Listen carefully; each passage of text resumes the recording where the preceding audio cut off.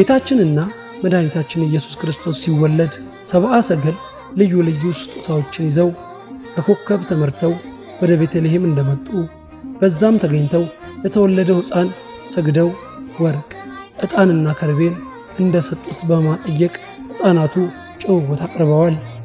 ወርቅ ላንተ አቀርባለሁ። ከዚህ በፊት ወርቅን የማቀርብላቸው አላፊና ጠፊ ናቸው።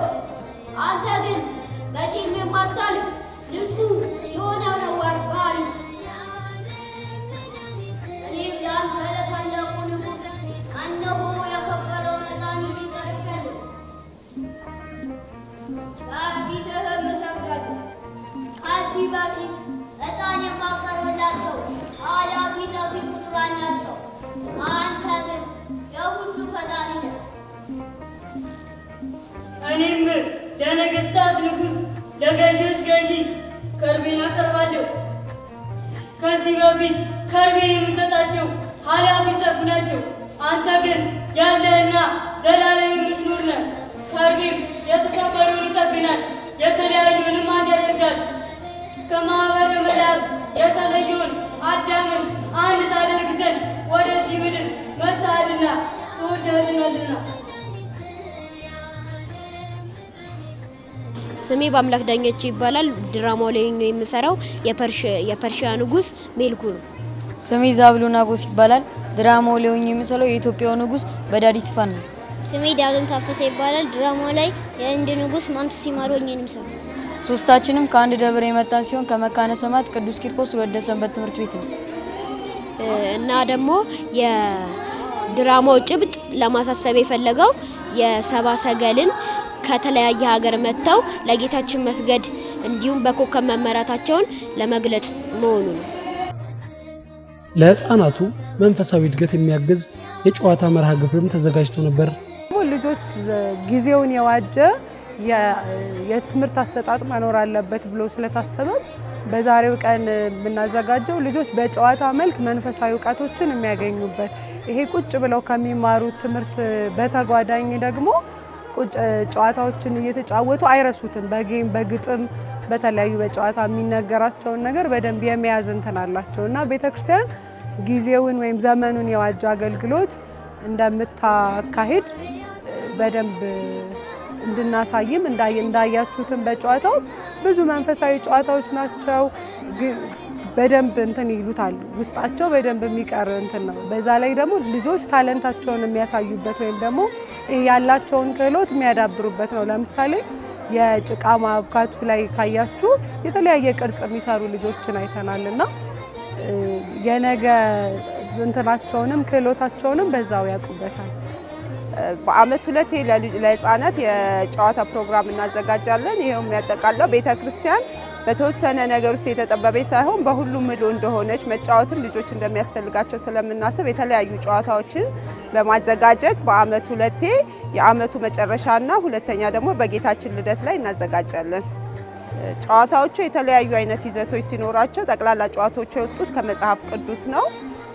ፍጹም ልትሆን ትወዳለህ ሆይ፣ መልካም ጓደኝነት፣ እንደውም የተለያዩ ደግሞ ፓዝሎች፣ ጭቃ ማብካት እነዚህን የመሳሰሉ ጨዋታዎች እንደውም በብዛት ማለት ነው አዘጋጅተናል። ልጆቹ ይህንን እየተጫወቱ መጽሐፍ ቅዱሳቸውን በጨዋታ መልክ እንዲማሩትና እንዲያውቁት እናደርጋለን ማለት ነው። ይህ የጨዋታ መርሃ ግብር ልጆቹ እየተጫወቱ መንፈሳዊ እውቀትን የሚያገኙበት ነው። የመጀመሪያው ጨዋታ ቅዱሳት መጽሐፍት ሲባል እድሜያቸው ከ10 እስከ 15 ዓመት ላሉ ሕፃናት የተዘጋጀ ሲሆን ዓላማውም የብሉይና አዲስ ኪዳን መጽሐፍትን እንዲለዩ ማስቻል ነው። ተጫዋቾች ያልመረጡትን 5 ኳስ በማንሳት ከ3 ሜትር ርቀት ወርውረው ወደ ኩባያው ማስገባት ሲሆን ላስገባ 1 ነጥብ እንዲሁም የብሉይውን በብሉይ የሐዲሱን ደግሞ በሐዲስ ያስገባ 3 ነጥብ አግኝቶ በድምር ውጤት አሸናፊ ይታወቃል። እሺ እንኳን አደረሳችሁ። እዚህ ጋር የምንጫወተው ጨዋታ የመጽሐፍቶችን ብሉይ ኪዳንና ሐዲስ ኪዳን የሚሉ መጽሐፎች አሉ አይደለ? እነሱ መጽሐፎች መለየት ማለት ነው። እዚህ ጋር ይሄ መጽሐፉን ኳሱን ስናነሳው መጽሐፈ ጥበብ ብሉይ ኪዳን ይላል አይደለ? ልክ እንደዚህ ስታነሳችሁ ሁሉ መጽሐፎች አላቸው። እነዚህን መጽሐፎች መለየት ማለት ነው። ብሉይ ኪዳን ከሆነ የብሉይ ኪዳን ላይ፣ ሐዲስ ኪዳን ከሆነ የሐዲስ ኪዳን ላይ ማስገባት ያስማማናል። ስለዚህ ያነሳችሁ በየተራ እህቴ እዛ ላይ አንቺ እህቴ እዚህ ላይ አንቺኛዋ ደግሞ እዚህ ላይ ታስገቢያለሽ ማለት ነው። ሶስት ሆናችሁ በየተራ እንጀምር።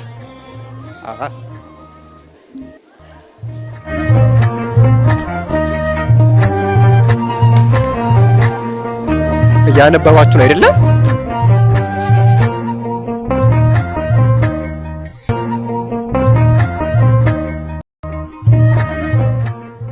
የልጆቹ ማለት የገናን የልደት መርሃ ግብር ሲጫወቱ መልካምና ደስ የሚል ነገር ልጆቹ በመጽሐፍ ቅዱስ የተማሩትን በተግባር ነው እንዲያዩ የሚያደርገው። መልካም ነው፣ ጥሩ ማለት እየተጫወቱ የመጽሐፍ ቅዱስን እንዲማሩበትና የተማሩበትን ደግሞ በተግባር እንዲያዩ የሆነበትና እንደኔ መልካም ነው። ለቀጣይ ደግሞ ብዙ የልጆች መርሃ ግብሮች ደግሞ ቢዘጋጁ ያልተሳተፉ ልጆችን እናሳትፋለን ብዬ አስባለሁ። አሁን እኛ ስንመጣ እንደ ክፍለ ከተማ ነው የመጣነው። ከአቃቂ ክፍለ ከተማ 9 ደብራትን አሳትፈናል። ወደ 91 ምናምን ልጆች ተሳትፏል በዛሬው ዕለት። ጨዋታ 2 መገጣጠም የተሰኘ ሲሆን እድሜያቸው ከ6 እስከ 9 ዓመት ላሉ ህጻናት የተዘጋጀ ነው። ዓላማውም የአእምሮ ቅልጥፍናን በመጨመር ቅዱሳን መካናትን ማስተዋወቅ ነው። አጨዋወቱም ተጫዋች ህጻናት ያዩትን የቤተ ክርስቲያን ምስል በድጋሚ በ10 ወይም በ50 ወይም በ100 ቁርጥራጮች የአጭር ደቂቃ በመገጣጠም ማሸነፍ ነው።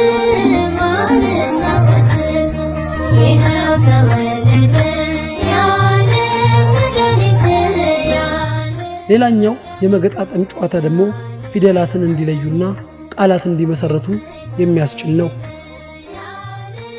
በወረቀቱ ላይ ካሉ ፊደላት ውስጥ ትርጉም የሚሰጥ ቃል በተከታታይ በተቀመጡበት ፊደላት በፍጥነት የመሰረተ አሸናፊ ይሆናል። ይሄኛው ጨዋታ ያው የተለያዩ የተዘበራረቁ ፊደሎች አሉ።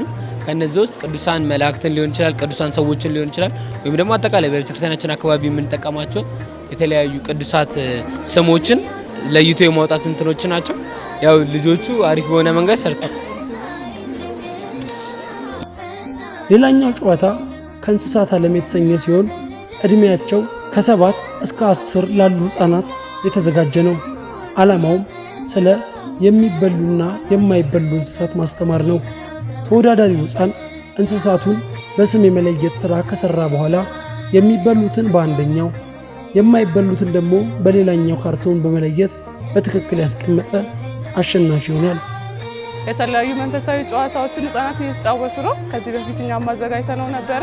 እጅግ በጣም ሳቢ ማራኪና ልጆቹን አስተማሪ ነው። ይቀጥል ይበል የሚያስብል ነውና መንፈሳዊ የሆነ እይታን ስላለው ዓለማዊ ጨዋታን ወደ መንፈሳዊ መቀየር ይዘት ነው ያለው። ይሄንን በጣም ወደነዋል። ሌላው ምንድነው እያየን ያለ ነው? የተለያዩ ህፃናት ስለሆኑ እየተጫወቱ ያሉት አብሮነትን፣ አንድነትን ያስተሳስራል። ቃላትን የማንበብ አቅማቸውን ያዳብራል። እያንዳንዱ እንቅስቃሴ ላይ የነበረው ሁኔታ ደስ ይላል። ፐዝል ሲጫወቱ ጭቃውን ሲያቦኩ እነሱ የሚመስላቸው መጫወቱ ነው፣ ግን ከዛ በዘለለ መንፈሳዊ እይታቸውን ከፍ እንዲያደርግ ያደርጋልና ቆንጆ ነገር ነበረው። ደስ ብሎ ነው እየዋልን ያለ ነው። ደስ ብሎ ነው። ፍየል ይበላል፣ ዶሮ ይበላል፣ ዶሮ ይበላል፣ አውራ ዶሮ ይበላል። ከዛ የማይበሉት ደግሞ ኤሊ አይበላም፣ ውሻ አይበላም፣ ጥንቸል አይበላም፣ አህያ አይበላም፣ ፈረስ አይበላም፣ ግመል አይበላም፣ ድመት አይበላም። ሌላኛው የጨዋታ አይነት ደግሞ ፍለጋ ሲባል እድሜያቸው ከ8 እስከ 12 ላሉ ህፃናት የተዘጋጀ ነው። ዓላማውም 13ቱን ሕማማተ መስቀል ማስተማር ነው። 2 ተወዳዳሪዎች በተዘጋጀው መወዳደሪያ ውስጥ በመግባት አይናቸውን በጨርቅ ከተሸፈኑ በኋላ ዙሪያውን በመዞር የሚያገኙትን ሕማማተ መስቀል የተጻፈበትን ሳጥን መሰብሰብና ከ13ቱ ብዙውን የሰበሰበ አሸናፊ የሚሆንበት ነው። እሺ አሁን የጨዋታው ህግ ምንድነው? 2 ልጆች ናቸው የሚጫወቱት። 2 ልጆች አይናቸው ይጨፈንና በነጠላ ይታሰርና ከዛ ያሉት መጫወቻዎች ይበተኑላቸዋል። ከዛ ብዙ በሰበሰበ ነው የሚሆነው ማለት ነው። በዛሬው የጨዋታ መርሃ ግብር ላይ ደስታ ተሰምቶኛል። ምክንያቱም ይህ ጨዋታን ልጆችን በተሻለ መንገድ የሚማሩበት በተማሩበት ላይ ደግሞ በጨዋታ ሆኖ ልጆች እንዳይረሱት ተደርጎ በአእምሯቸው ውስጥ የሚቀረጽ ስለሆነ ይህ ጨዋታ በጣም ደስ ብሎኛል። ሌላኛው ጨዋታ ጭቃ ማብኳት ሲሆን የልጆቹ የፈጠራ ነፃነትንና የመረዳት ችሎታን የሚያዳብር ነው። ሕፃናት በተዘጋጀላቸው ጭቃና ቅርጽ ማውጫ በመጠቀም የተለያዩ ቅርጾችን በእጃቸው በማብኳት በማድበልበልና በመዳመጥ በቅርጽ ማውጫውን በመጠቀም የፈጠራና የመረዳት ክህሎታቸውን የሚያሳድጉበት ጨዋታ ነው። አቡነ ዘበሰማያትን ማሸምደድ ዓላማ ያደረገው ጨዋታ ደግሞ ተጫዋች ሕፃናት እያንዳንዱን ጣውላ በማንሳትና በቅደም ተከተል እርስ በርሱ በመቀጣጠል ጸሎቱን ማንበብና መጨረስ አሸናፊ ያደርጋል። ጨዋታው በጣም ጥሩ ነው። በጣም አስተማሪ ነው። ደስ ይላል። እኔ ከጨዋታው የተማርኩት በጭቃ ወይም በሸክላ የሸክላን ሰሪ እግዚአብሔርን የምንመስልበት እንደሆነ ነው። በጣም ብዙ ጨዋታዎች አሉ። ደስ ይላል። ይቀጥልላለሁ። ጨዋታው በጣም ደስ ይላል። እኔ ከጨዋታው የተማርኩት አንድነትን በጣም ደስ ይላል። ጨዋታው በዚሁ ይቀጥል።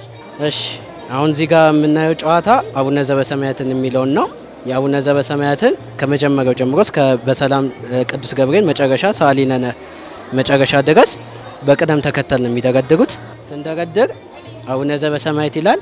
ከዛ ሁለተኛው በከመ በሰማይ ብሎ ነው የሚጀምረው። ሶስተኛው ላይ ወጌጋየነ ከመ ንሕነኒ ብሎ ይጀምራል።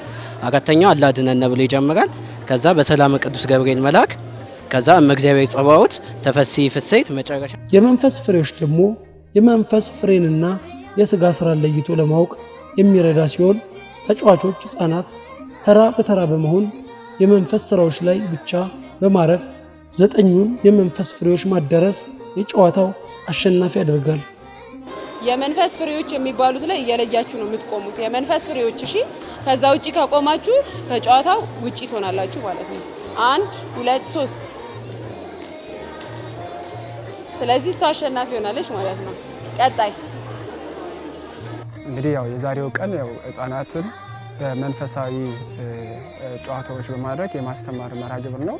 እንግዲህ ይሄ በቤተክርስቲያናችን በጣም ሊበረታታና ሊደገፍ የሚገባ ተግባር ነው። ሁሉም ሰንበት ትምህርት ቤቶች በያሉበት፣ ምክንያቱም ያው ሕፃናት በየሳምንቱ የተለያዩ መንፈሳዊ ትምህርቶችን ይማራሉ። ያው ሕፃናት ግን እንደመሆናቸው መጠን ግን እንደ አዋቂዎች በአንድ ቦታ አጉሮ ከማስተማር ይልቅ ቀላል በሆኑ መንገዶች ሕፃናትን ያጫወቱ ቃለ እግዚአብሔር ማስተማር እንደሚቻል ያየንበት መርሃ ግብር ነው። እንግዲህ ባየነው መሰረት ሕፃናቶቹም በጣም ደስተኞች ናቸው። ያለውም ነገሮች በጣም ደስተኛ ሆነው እያንዳንዱ ነገሮች ሲማሩ የነበረበት ሁኔታ ነው የነበረውና እንግዲህ ይሄ በጣም ብዙ እንደ ሰንበት ትምህርት ቤትም ልምድ የወሰድንበት በየአጥቢያችንም ደግሞ ሁላችንም ልጆቻችንን በዚህ አይነት መልኩ ቢያንስ በወር አንዴ አልፎ አልፎ በዓላትን በማስታከክ እነዚህን ነገሮችን በማዘጋጀት ሕፃናት ቀለል ባለ መልኩ ቃለ እግዚአብሔርን የሚማሩበትን እንዲሁም ደግሞ የቤተክርስቲያን ፍቅርና የሰንበት ቤት ፍቅር እንዲያድርባቸው ማድረግ ይቻላል ማለት ነውና ምናልባት ያው ባሉ ነገሮች የተጠቀምናቸው ማቴሪያሎች በጣም ቀላሎች ናቸው። ቀላል የሆኑ ማቴሪያሎችን ተጠቅመን ነው እንዲማሩ ማድረግ የቻልነውና እንግዲህ ይህንን ሁላችንም በየአጥቢያችን ልናደርግ ይገባል። ያው ሕፃናት ላይ ዛሬ ከሰራን ለወደፊት ሰንበት ቤት ተረካቢዎች እንደመሆናቸው መጠን ዛሬ ሕፃናት ላይ በደንብ መስራት ይገባናል። ምናልባት ያው ዓለም ላይ በጣም ብዙ የሚስባቸው ነገሮች አሉ። እንግዲህ ከዓለም ጋር ነው የምንወዳደረው ማለት ነው። ስለዚህ ቤተክርስቲያን ደግሞ የጥበብ ቤት እንደመሆኗ መጠን ቀላል በሆኑ ጥበባዊ በሆኑ መልኩ ሕፃናትን በመሳል ሕፃናት እየተጫወቱ የቤተክርስቲያንና የሰንበት ፍቅር እንዲያድርባቸው ማድረግ ይቻላል ማለት ነውና እግዚአብሔር ይስጥልን። ፍጹም ልትሆን ብትወድ የተሰኘው ደግሞ ሕፃናት 10ቱን ትእዛዛት እንዲያውቁና እንዲጠብቁ የተዘጋጀ ነው። ተጫዋቹ ሕፃን አይኑ ታስሮ የተቀመጡትን 10 ኮኖች ሳይጥል በጥንቃቄ መጨረሻ ላይ ከደረሰ አሸናፊ ይሆናል። በዚህም ሕፃናቱ 10ቱን ትእዛዛት መጠበቅ እንዳለባቸው ይማራሉ። ምንም ኮን ሳትጥሉ በመሃል ማለፍ ማለት ነው። እዛ ድረስ የደረሰ አሸናፊ ነው ማለት ነው። 1 2 3 ጀምር።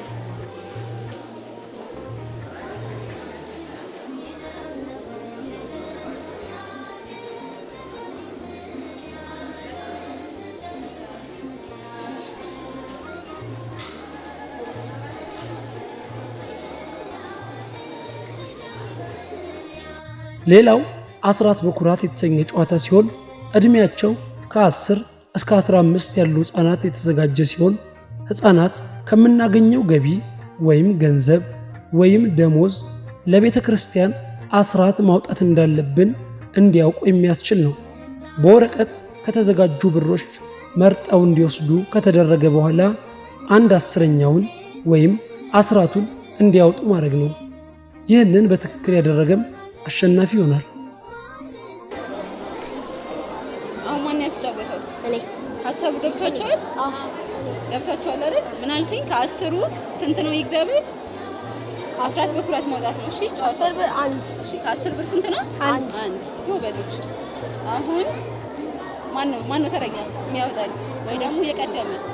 እናንተ የቀደመ ነው። እሺ የሚመልሰው ሁላችሁም እጃችሁን አውርዱና የቀደመ ይነግረኛል። ቶሎ እሺ። ከ100 ብር ጎበዝ። ማን ይመልሰው? ጎበዝ። በአጠቃላይ በሰንበት ትምህርት ቤት ደረጃ ወደ 43 ሰንበት ትምህርት ቤቶች ተሳትፈውበታል። የመጡትም ህጻናት ልምዳቸውን ይዘው ወደ ሰንበት ትምህርት ቤታቸው በመሄድ በቦታው ላይ እንደዚህ አይነት ዝግጅቶች እያዘጋጁ ልጆችን ከትምህርቱ ባሻገር በጨዋታ እንዲማሩ እናደርጋለን ማለት ነው። ይህንን የመሳሰሉ መርሃ ግብር ህፃናት እየተዝናኑ መንፈሳዊ እውቀትን የሚያገኙበት ነው። እናም ተጠናክሮ እንዲቀጥል መልካም ምኞታችን ነው። ህፃን ተወልዶልናልና ወንድ ልጅም ተሰጥቶናልና አለቅነትም በጫንቃው ላይ ይሆናል። ስሙም ድንቅ መካር፣ ኃያል አምላክ፣ የዘላለም አባት፣ የሰላም አለቃ ተብሎ ይጠራል። እንኳን ለብርሃነ ልደቱ በሰላም አደረሳችሁ አደረሰን። መልካም በዓል።